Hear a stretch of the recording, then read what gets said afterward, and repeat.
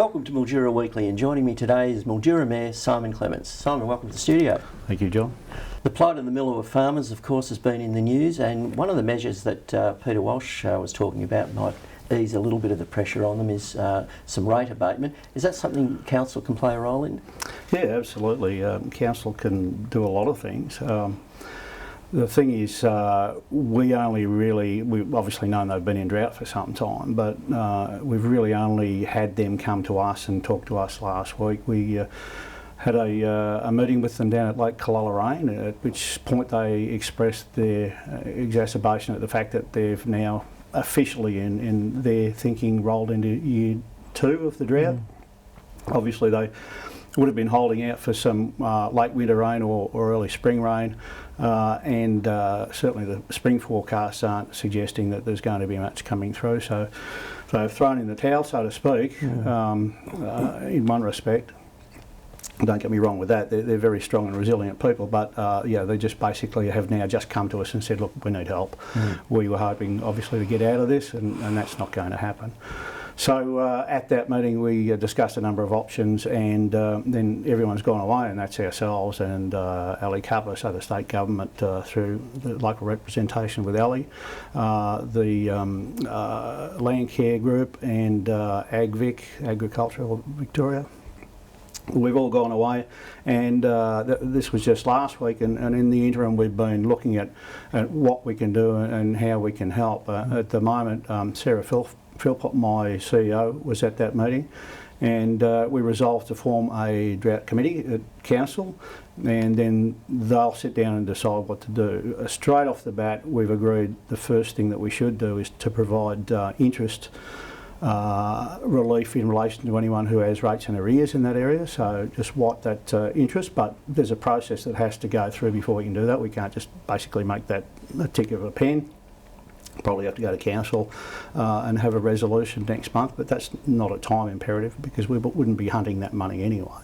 So if council resolves to do that, then that is resolved. Then we need to find out what the state can do and what the federal government can do and what funding we can bring in from there. There used to be a thing called a declared drought emergency. That doesn't exist anymore. It's now just officially a drought, and it hits different trigger points in relation to state relief funding. And the second trigger point is about to be reached, and that's when you've got 2 years of consecutive crop failure. And there's crops in the ground now, and clearly if you have a look, they're failing, but there's a trigger point in time very soon where the government will say, okay, well that's officially 2 years of crop failure, that's not going to get off the ground or is dying, and at that point of time then there will be additional state funding that will come into play, and Ali Cover will certainly be chasing that down the rabbit hole as much as she can. At the end of all of that, depending on what all of that funding and assistance looks like, once everyone's got all their ducks in a row, then council will review their position and have a look, well, you know, is that enough? Is there anything else we need to do? Are these people still in trouble? Should we still be chasing the rates dollar from them? And if we do give them some rate relief, what's the flow-on impact for that? Are we going to get a lot of people saying, well, me too, and also wanting help, and how much is that going to cost, and can we afford it? So obviously we've got to do a lot of maths and a lot of thinking about how we can best deal with this. Yeah, well, they'll be pleased that there's some action. Oh, absolutely there is. Sure. Yeah. There's a lot of people really concerned, and look, to be quite honest with you, I think it was probably a very good thing that they had it out at Lake Collarane, because that drive out there to Lake Collarane was quite devastating.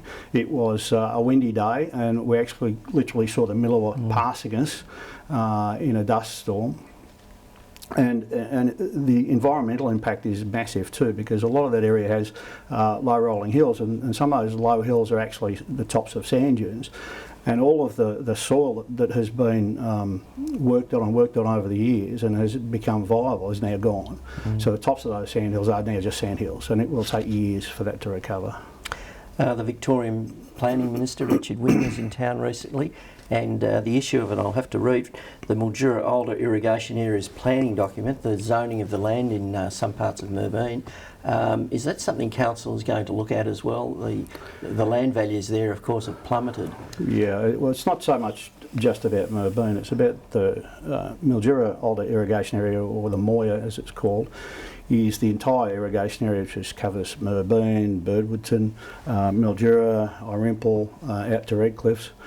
The problem that exists is there's an amendment called C89, and C89 was basically a smack from the government to council to say stop carving up valuable farmland.